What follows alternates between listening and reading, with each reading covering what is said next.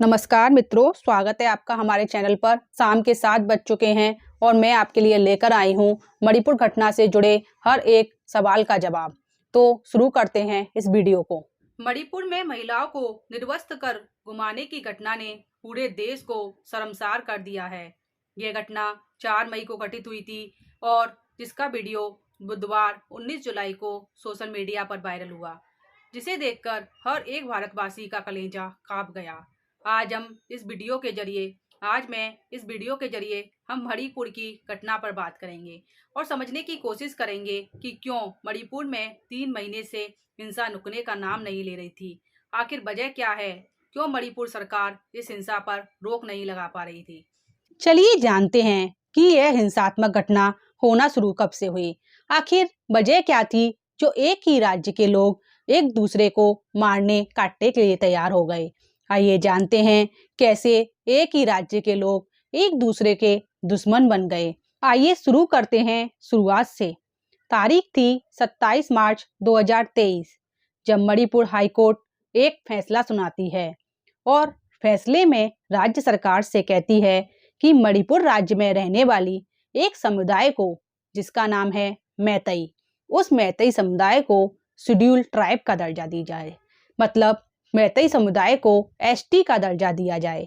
लेकिन इससे पहले हम ये समझ लेते हैं कि मणिपुर राज्य में लोग कैसे बटे हुए हैं।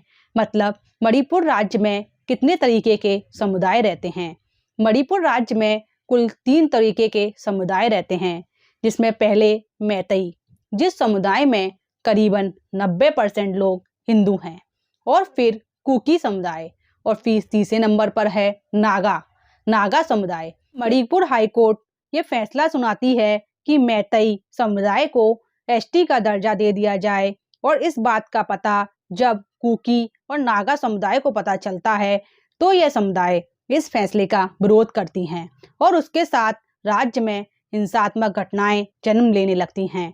क्योंकि नागा और कुकी समुदाय को लगता था कि अगर मैतेई समुदाय को एसटी का दर्जा दे दिया गया, यानी कि शेड्यूल ट्राइब का दर्जा दे दिया गया, तो वह हमारे पहाड़ों पर आएंगे और हमारे पहाड़ों पर आकर जमीनों को खरीदेंगे और हमारे बच्चों से उनके नौकरियों का हक भी छीन लेंगे। और फिर क्या, यहीं से मणिपुर में अपने अपने हक की लड़ाई शुरू हो गई। दूसरी तरफ मैतेई समुदाय भी चाहता था कि उसको शेड्यूल ट्राइब मतलब एसटी का दर्जा मिले और उनके बच्चों को भी सरकारी नौकरियों में जगह मिले, सरकारी नौकरियों में हक मिले और वह भी पहाड़ों पर जाकर जमीनें खरीद सकें। लेकिन यह बात कुकी और नागा समुदाय को बिल्कुल बर्दाश्त नहीं हुई और धीरे धीरे मणिपुर में आंदोलन, धरना प्रदर्शन, मार काट होना शुरू हो गई। एक समुदाय के लोग दूसरे समुदाय को मारते, पीटते, यहाँ तक कि उनके घरों को जला देते, और एक समुदाय दूसरे समुदाय को लूटता और फिर उनके घरों में आग लगाकर भाग जाता। ऐसा चल रहा था हमारे मणिपुर राज्य में। एक दिन अचानक 4 मई 2023 की दोपहर में मैतेई समुदाय के 800 से 1000 लोगों की भीड़ इस थुबोल इलाके में अपना धावा बोल देती है। और ये इलाका थुबोल वह इलाका है जहां पर कुकू और नागा समुदाय के लोग रहते हैं। मैतेई समुदाय के लोग कुकू और नागा समुदाय के लोगों के साथ लूटपाट करना शुरू कर देती है। लूटपाट के साथ साथ मारना पीटना भी मैतेई समुदाय को लोगों को शुरू कर देती है। जब हिंसा इतनी बढ़ जाती है कि लोग वहां पर घर जलाकर भागना शुरू कर देते हैं, और मणिपुर के जिस गांव मतलब थुबोल गांव में ये सब वारदातें हो रही थी, उस गांव से पुलिस स्टेशन भी कोई ज्यादा दूरी पर नहीं था, यही कोई 45 मिनट का रास्ता था। अब तो थुबोल गांव के लोग अपनी अपनी जान बचाने के लिए और मारपीट से बचने के लिए गांव छोड़कर भागने लग जाते हैं। इसी भीड़ में वही 5 लोग भी भाग रहे होते हैं, जिनका वीडियो हमने 19 जुलाई 2023 को वायरल होते हुए देखा। इन 5 लोगों में 3 महिलाएं और 2 पुरुष थे। पहली महिला की उम्र करीबन 40 साल की थी और वह एक रिटायर्ड सूबेदार की पत्नी थी, और दूसरी की उम्र 20 साल की थी। वहीं दूसरी तरफ तीसरी महिला की उम्र 50 साल थी।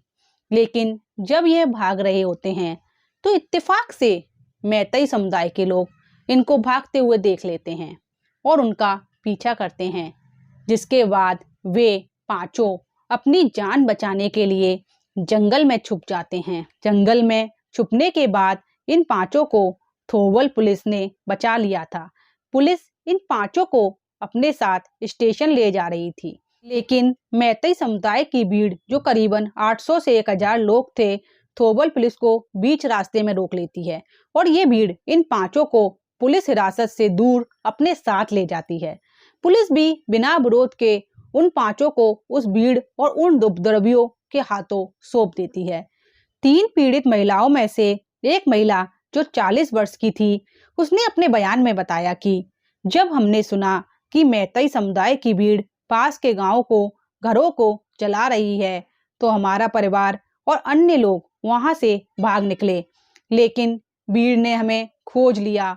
हमारे पड़ोसी और बेटे को दूरी पर ले जाकर मार दिया। इसके बाद भीड़ ने महिलाओं पर हमला करना शुरू कर दिया और उन्होंने सबसे पहले हमसे हमारे कपड़े उतारने को कहा। हमने इसका पहले विरोध किया। इसके बाद उन्होंने हमको मारने की धमकी दे दी। जब मैतेई समुदाय के लोगों ने उन महिलाओं को मारने की धमकी दी, वो अपने कपड़े उतारने के लिए मजबूर हो गईं। अगर तुम अपने कपड़े नहीं उतारोगी तो हम तुम्हें मार डालेंगे। इसके बाद हमने खुद को बचाने के लिए कपड़े उतार दिए। इस दौरान वहां मौजूद पुरुषों ने मुझे थप्पड़ और मुक्के मारे। फिर हम तीनों महिलाओं को निर्वस्त्र कर गांव में घुमाया। इस दौरान हमारे साथ छेड़छाड़ की गई और रेप भी किया गया।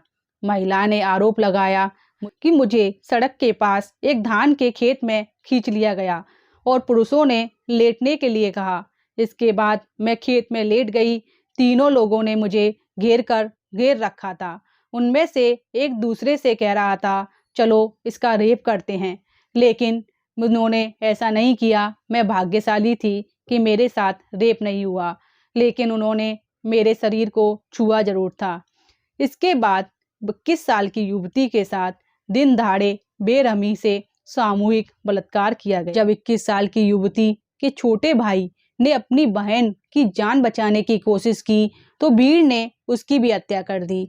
वहीं हम 2 महिलाएं इलाके के कुछ परिचित लोगों की मदद से मौके से भागने में सफल हो गई। तो यह था 16 जुलाई 2023 को दिखाई जाने वाली वीडियो। वायरल वीडियो में 3 महिलाओं में से एक महिला का बयान। दोनों महिलाएं जो मौके से भाग गई थीं, उन्हें फिलहाल राहत शिविर में रखा गया है। वीडियो में केवल 2 महिलाएं दिखाई दे रही हैं, लेकिन 50 साल की एक अन्य महिला भी थी, जिसे भीड़ में अपने कपड़े उतारने के लिए मजबूर किया था। 21 साल की पीड़िता ने बताया कि हिंसा के समय वहां पर 4 पुलिसकर्मी मौजूद थे। वे एक कार के अंदर बैठे हुए थे और ये सब होता हुआ देख रहे थे। उन्होंने हमारी मदद के लिए कुछ नहीं किया। इसके साथ मैं आपको बता दूं कि घटना 4 मई को थोबल जिले में हुई थी और इस मामले को 18 मई को कांगपोकपी जिले में 0 FIR दर्ज कराई गई। इसके बाद मामला थोबल में संबंधित पुलिस स्टेशन को भेज दिया गया। अज्ञात बदमाशों के खिलाफ अपहरण, सामूहिक बलात्कार और हत्या के आरोप लगाए गए। हालांकि अब तक कोई गिरफ्तारी नहीं हुई है, लेकिन जब 2.5 महीने बाद यह वीडियो सोशल मीडिया पर वायरल हुआ, तो एक गिरफ्तारी की बात सामने आ रही है। इस घटना का वीडियो सामने आने पर पूरे देश को शर्मसार कर दिया है। इस घटना को देखने के बाद पूरे देश में गुस्सा फूट पड़ा है। मणिपुर पुलिस ने इस मामले में कार्रवाई करते हुए कहा कि पहले गुरुवार को घटना का मुख्य आरोपी को गिरफ्तार किया गया है, जिसकी पहचान हुरेम हरदौस दास मैतेई 32 वर्ष के रूप में हुई है। इसके बाद 3 और आरोपी गिरफ्तार किए गए हैं। इस मामले में अब तक 4 लोगों की गिरफ्तारी हुई है।